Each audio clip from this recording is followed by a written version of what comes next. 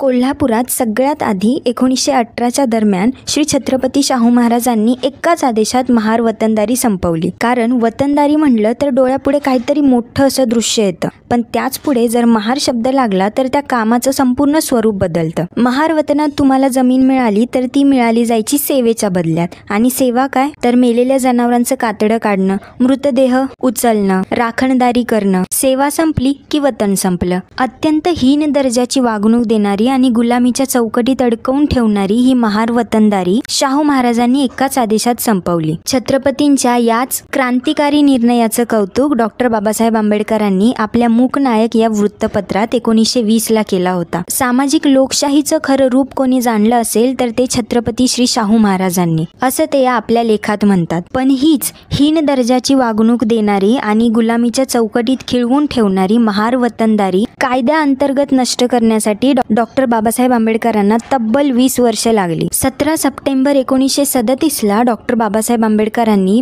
महार वतन निर्मूलन विधेयक मांडलं. पण या विधेयकाला इतका तीव्र विरोध झाला की खुद्द बाबासाहेबांविरोधातच आंदोलनं पुकारली गेली. याचं कारण हे विधेयक कसं तुमच्या विरोधात आहे अशी दलित वर्गाची समाजकंटकांकडून कानभरणी करण्यात आलेली. डॉक्टर बाबासाहेब आंबेडकरांच्या जेव्हा ही गोष्ट लक्षात आली तेव्हा त्यांनी अतिशय सोप्या भाषेत हे विधेयक नेमकं काय आहे हे सांगणारी पत्रकं छापली आणि 5 ते 10 खेड्यांची मिळून एक सभा घेऊन शिकलेल्या लोकांनी समाजातील इतर लोकांना ते विधेयक सोप्या भाषेत समजावून सांगण्याची मागणी केली. आणि तेव्हा जाऊन कुठे लोकांना समजलं की हे जर अंमलात आणलं तर आपण जमिनीचे मूळ मालक सुद्धा होऊ शकतो. पण हे सगळे प्रयत्न त्या काळी निष्फळ ठरले. आणि म्हणून डॉक्टर बाबासाहेब आंबेडकरांनी संविधानामध्ये सामाजिक न्याय, समता, शोषणाविरुद्ध हक्क, अस्पृश्यता निवारण, बंधुता अशा कलमांची तरतूद करून गुलामीच्या चौकटीतून मुक्त करणारं एक पाऊल पुढे नेलं. आणि जून 1956ला त्यांनी बॉम्बे स्टेट इन्फिरियर विलेज वतनदार असोसिएशनची स्थापना करून सरकारवर दबाव आणण्याचा प्रयत्न केला.